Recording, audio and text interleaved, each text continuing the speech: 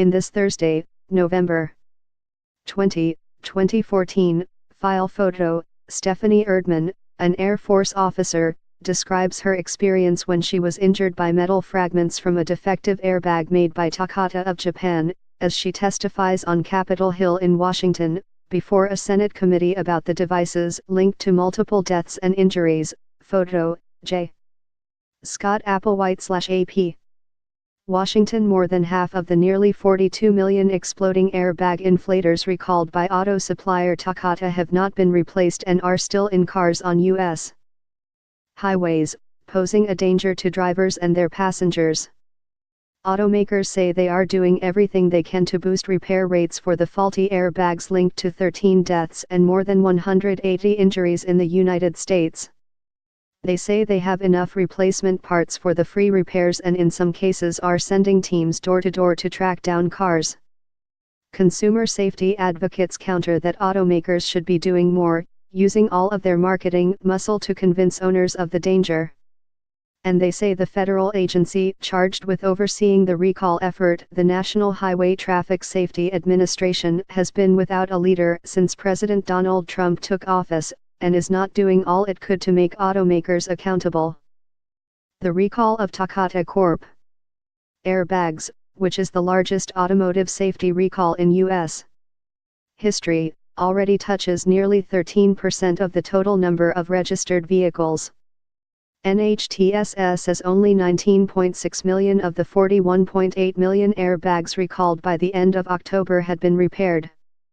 The defective safety devices from the now bankrupt Japanese auto supplier were used in 34 million cars, and the problem is expected to grow. Another 20 million faulty airbags in newer cars are expected to be added in the next couple of years. Go to www.nhtsa.gov/recalls to check if your car has an unresolved recall. You'll need the 17-character vehicle identification number located at the lower left of your car's windshield.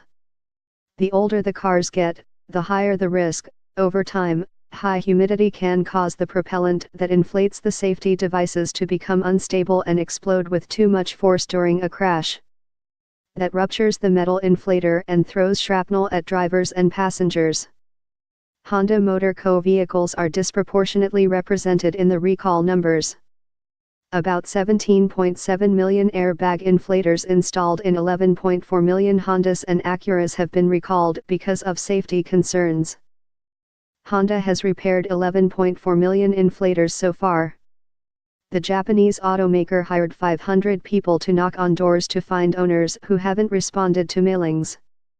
Last month, Honda began using Facebook to track down owners and send warnings.